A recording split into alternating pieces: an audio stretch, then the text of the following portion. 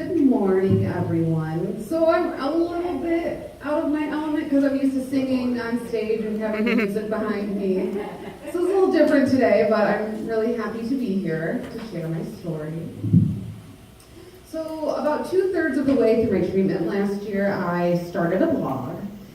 So for today, I decided to pull from what I've written because I've written a lot over the last year. So, okay.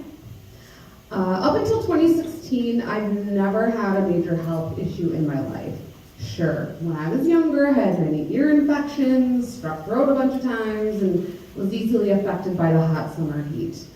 But once I graduated college, I grew out of that and rarely visited the doctor unless it was for my yearly exam. Every year I'd go see my gynecologist and everything would be fine. Like my doctor always said, I always knew I should be consistent in doing self-breast exams, but I was never really good at reminding myself to do it. But eventually I started to get better at routinely checking my breasts, and it's a good thing I did.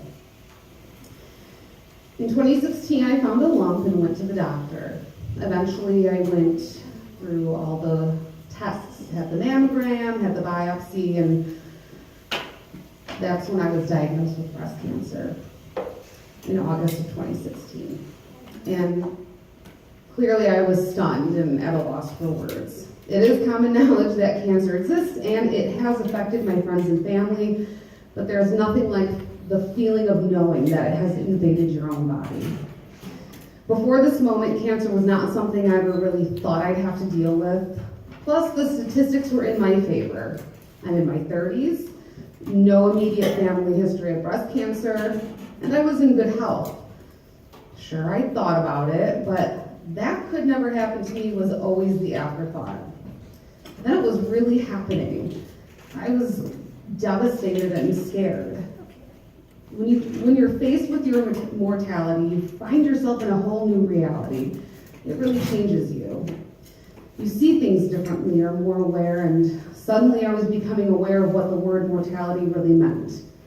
Was this the thing that was going to destroy me? I did not know what my future held other than that I was going to go through a battle like I could never have imagined I'd go through in life. I've always been a positive person, but that first week of not knowing what was going to happen was really debilitating. I dealt with a lot of dark thoughts in between the time I was diagnosed and when I first met my oncologists and found out what stage I was. But of all the thoughts and emotions I was dealing with, the one that was most prominent was that I felt ashamed. I felt like I had done something wrong, that I had done this to myself, that my body was punishing me and that I deserved it. I know in retrospect that these things were not true, but I really had to go through those dark moments first. Originally, I hoped to simply have surgery to remove the tumor and be done with it. I didn't even want anyone to know. But what I learned was that my journey was not going to be that simple.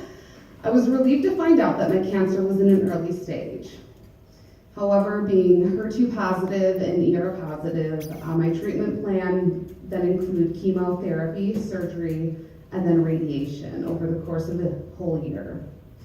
It was going to be pretty clear to others that I was going through something major. I was going to lose my hair, not be able to taste food, be constantly nauseous, among so much else. But it was really important for me to live as normal a life as possible. I continued to work full-time, teach voice lessons part-time.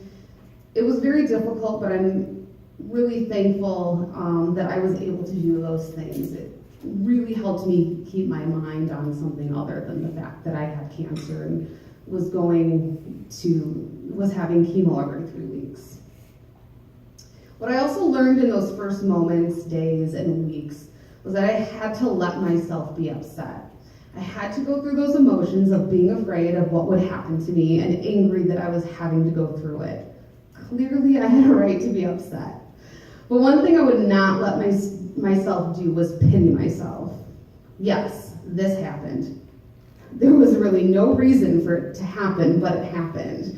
However, I wasn't going to allow myself to sit there and think, why me? Why me? I think that would have been the worst thing I could have possibly done. It's a difficult reality when your own body is fighting against you and you have to fight back. But in order for me to move on and stay positive, I had to accept that it happened. I had to tell myself that I would survive this. I've learned that it's so important in life to accept that things happen, good and bad. You don't have to like it. You can think it's unfair, and you can be angry at it. But there's no time for constantly asking what if, because those things that happen cannot be changed. You can only control how you react to it, and what you learn from it, and what you can teach others. This is something I've always struggled with, and going through cancer has helped me be aware of when I think I wish I would have, or why didn't I, and change it to I will do this. This acceptance and the positive attitude I regained helped me focus on getting better and powering through all the difficult things that were happening to me. On top of that, I had a lot of help and support from my family, friends, and coworkers. I truly believe that has gotten me through this journey. When I finished treatments, I truly felt like I got a second chance at life. And I'm definitely trying not to waste it. I'm working out regularly. I've even participated in 3 5Ks over the last 9 months. I'm trying new things like blogging and podcasting, and it's really been a lot of fun.